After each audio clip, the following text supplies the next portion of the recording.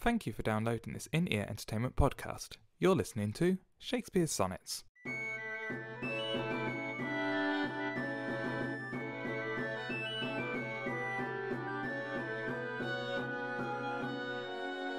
Sonnet 37. As a decrepit father takes delight to see his active child do deeds of youth, so I, made lame by fortune's dearest spite, take all my comfort of thy worth and truth. For whether beauty, birth, or wealth, or wit, or any of these all, or more, entitled in thy parts, do crowns sit, I make my love engrafted to this store. So then I am not lame, poor, nor despis'd, whilst that this shadow doth such substance give, that I in thy abundance am suffic'd, and by a part of all thy glory live. Look what is best, that best I wish in thee, that this wish I have, then 10 times happy me. That was sonnet number 37 of Shakespeare's Sonnets. I'm Mark Chatterley, and you're listening to Shakespeare's Sonnets, and as always, I am joined by the slightly glazed eyes looking... Thierry Heles. You do have a slightly glazed looking eye expression going on at the moment, I have to say. It's just tiredness. See, I was going to curse you for being a damn student, but you're not a damn student anymore, are you? No. So you're just a... I'm just a lazy bastard. That's it. You're one of those young professionals. Actually, how long can you be called a young professional for? Can I still be called a young professional at 29? I don't know. Friends went on until they were, 30-something or... Oh, good. Okay, well, so. If we're going by American sitcom standards, that's good. So that was Sonnet 37, which was a really nice one to read, actually. I know I messed up a few parts, but I quite liked it. What do you think about this one? I quite like this one. I'm not looking forward to reading this one. It doesn't... There was one line, or any of these all or more, where, yeah. Yeah, because for me, my brain is going, it should be for any of these all or none, my brain wants to say.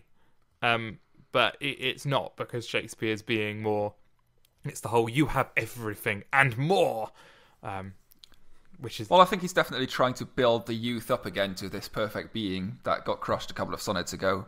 Yes, yeah. So he's a lot of hyperbole? English. Hyperboles, that's the one. There we go. That's exaggeration for the people who haven't done English. I wanted to be smart, and I failed with my English pronunciation. Where were you going? Did you have a different languages word in your mind?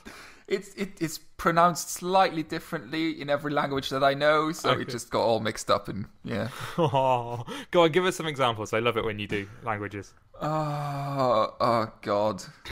You're going to confuse me now for the rest of the sonnet. Yep, that is my aim. You're not going. Go on. Give us some. Oh God. Hyperbole, which is the same words but slightly different in German. Okay. And that sounds. I'm not going to go anywhere else because we're just Hyperbole is like a hip funky bowl, like you'd have at a hipster party. Look at my hyperbole. I've put the Pringles in it. Do hipsters eat Pringles? I don't know. I probably ironically. I do. I'm ironically popping till I can't stop. Oh. They're wearing one Pringles around their neck. Yes. Next to a toy Game Boy, and yeah. Oh, Game Boy should be played, not be fashion accessories. That's wrong. The sonnet. We've got completely off track. We have again, and it's only a couple of minutes into this sonnet. We need to be more disciplined. This sonnet, I thought, is the first time in the next couple of sonnets you see the phrase, or the number 10 comes up quite a lot. I noticed when I was doing my advanced reading, as I started to do homework. So this, at the end of it, it's got, look what is best, that best I wish in thee, this wish I have, then 10 times happy me.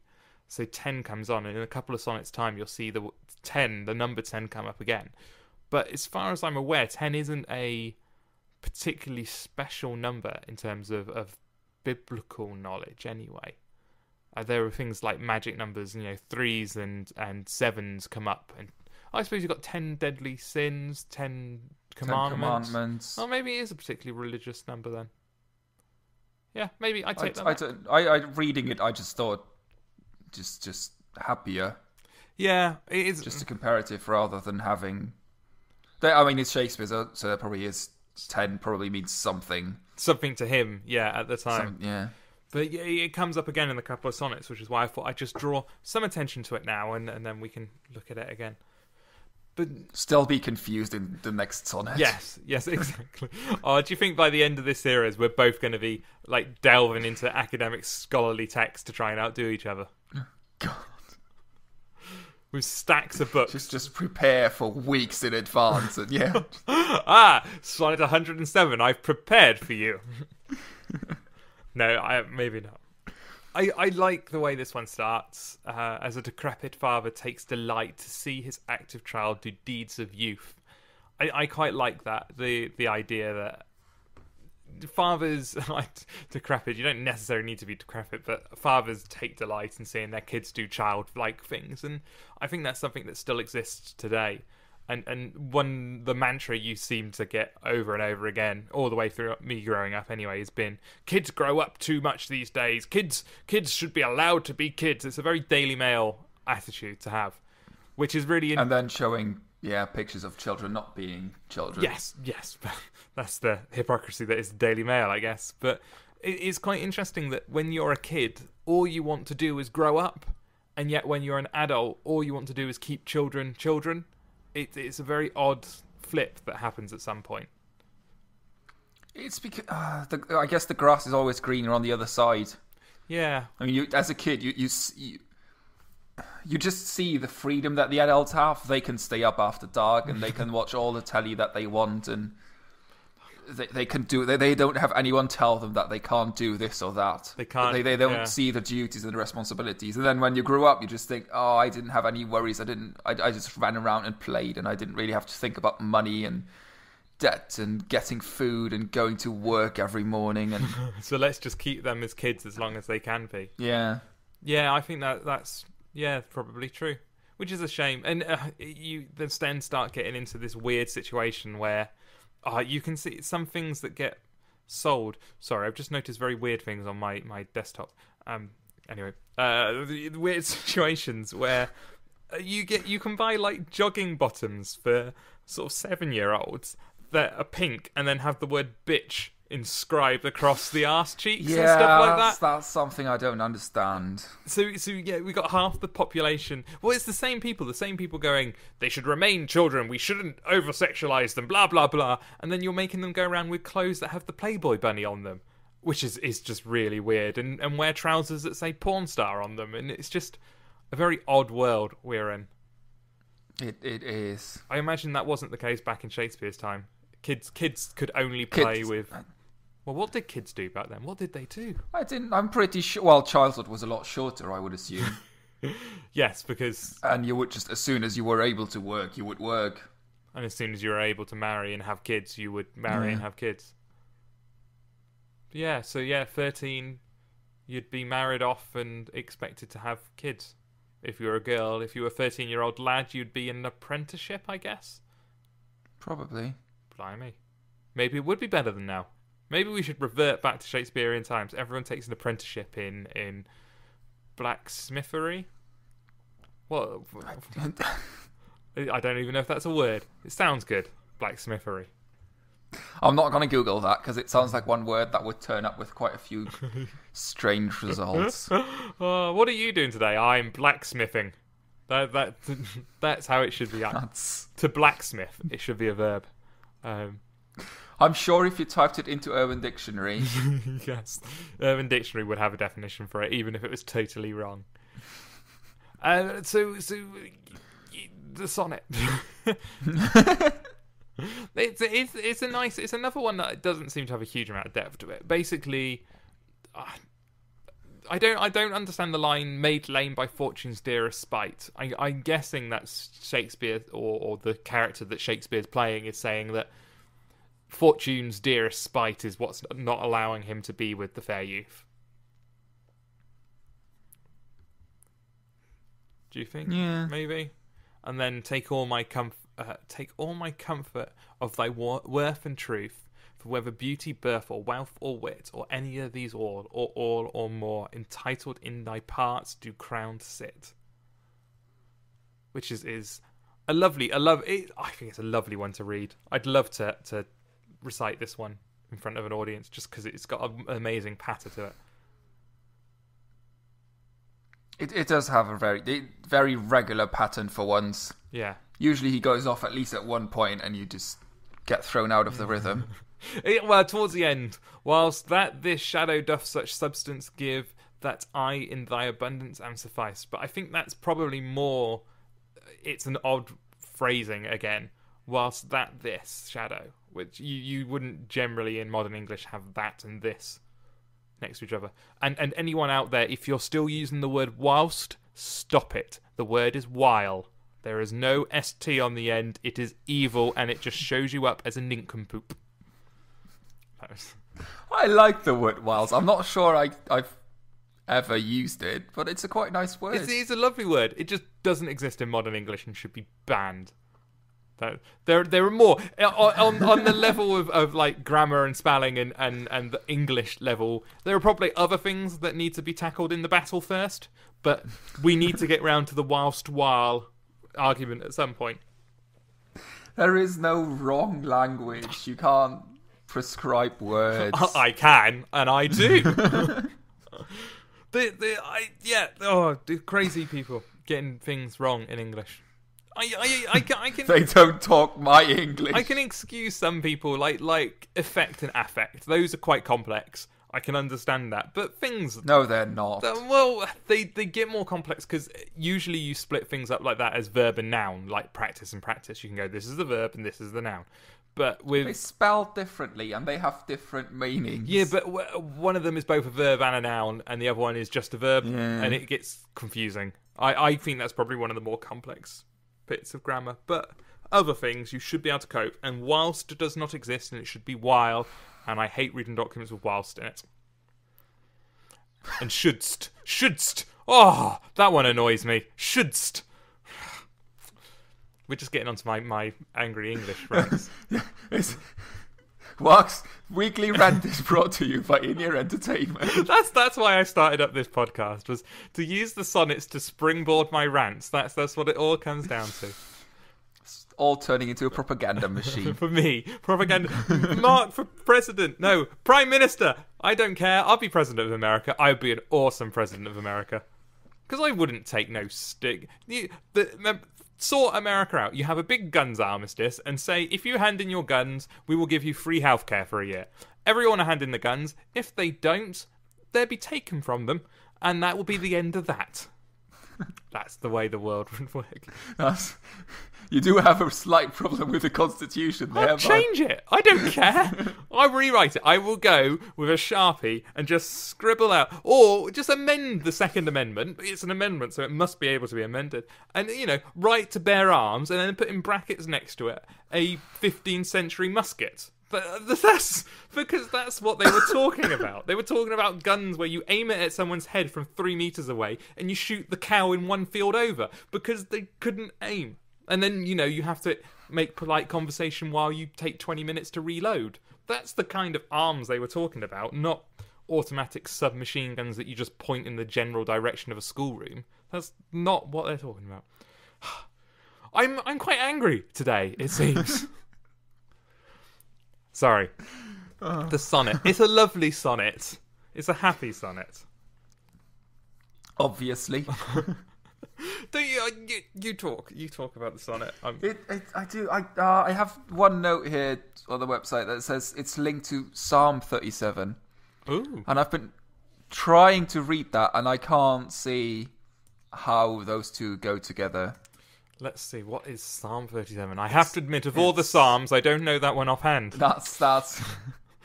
Do not fret because of those who are evil, or be envious of those who do wrong, for like the grass they will soon wither, like green plants they will soon die away. Oh God, it's a long psalm. It's like 42 lines. Yeah, I don't really see the link. Turn from evil and do good, then you will dwell in the land forever. For the Lord loves the just and will not forsake his faithful ones. Wrongdoers will be completely destroyed. The offspring of the wicked will perish. Notice that the moral god killing your offspring, who haven't done anything wrong. Just because you're wrong, you killed the kids. That's fair. That's how it works. The righteous will inherit the land, and obviously the meek have been passed over here. The righteous are going to just turn up and go, "No, we deserve it. We are the righteous," and the meek are going to go, "Oh, if you insist," and we'll dwell in it forever. Yeah, no, I on a cursory skim, I don't really see the link. Someone explain the link to us, please. There must be one. If some academic has said there's one. And apparently it's obvious because it's Sonnet 37 and Psalm 37. That's awesome. That's... Also, Sonnet 37 has very strong links with the chicken balls and rice from my local takeaway because that's number 37 on their menu.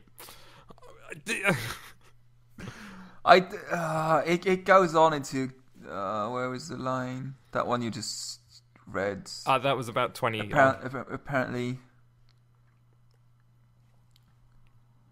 Apparently that bit goes together with that thy. There we go again. That I in thy abundance am suffic'd.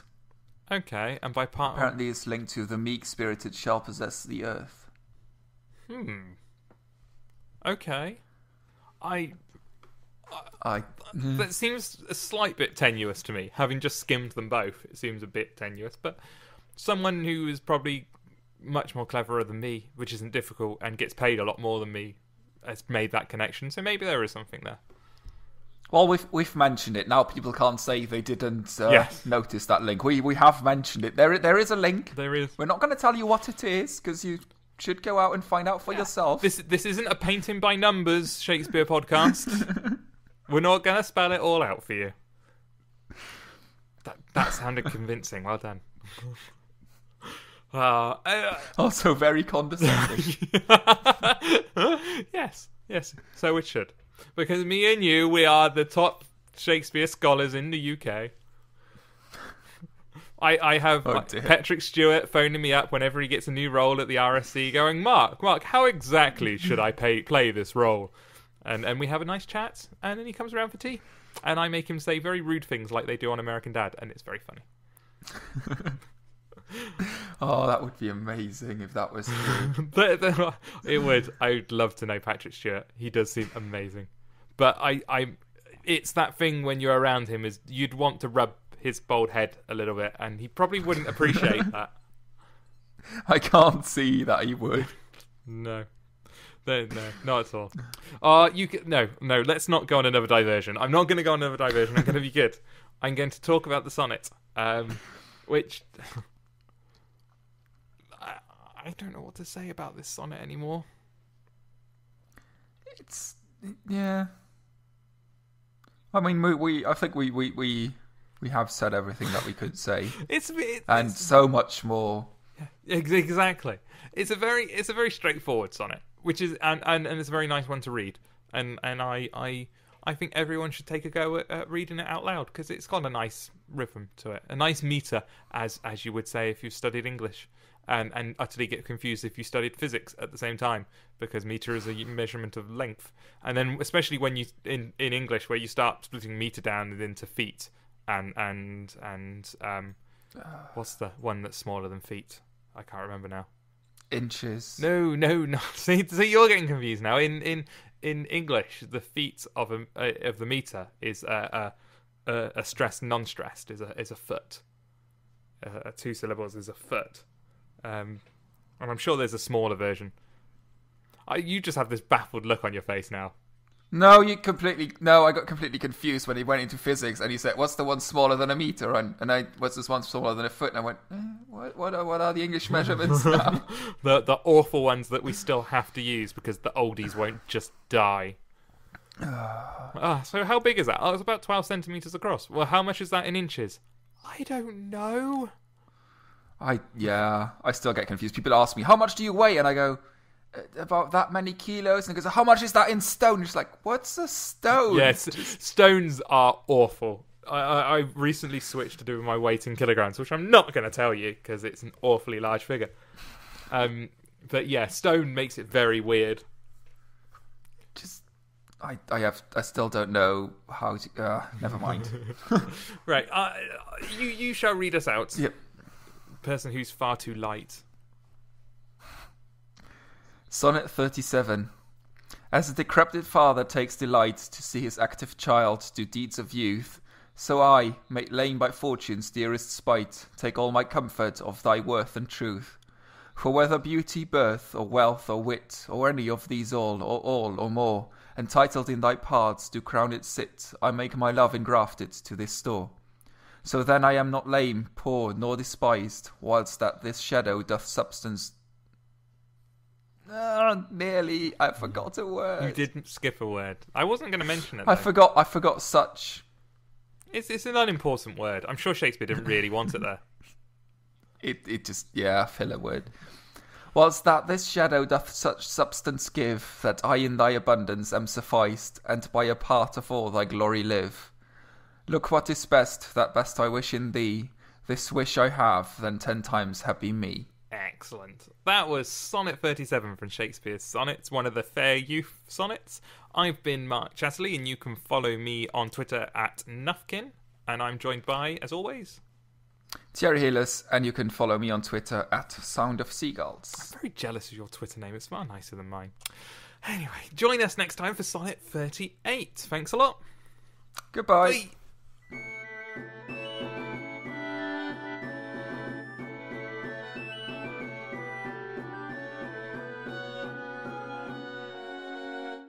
You've been listening to Shakespeare Sonnets with Mark Chatterley and Thierry Heles. This has been an In-Ear Entertainment podcast. To listen to other podcasts or find out more about In-Ear Entertainment, go to www.inearentertainment.com.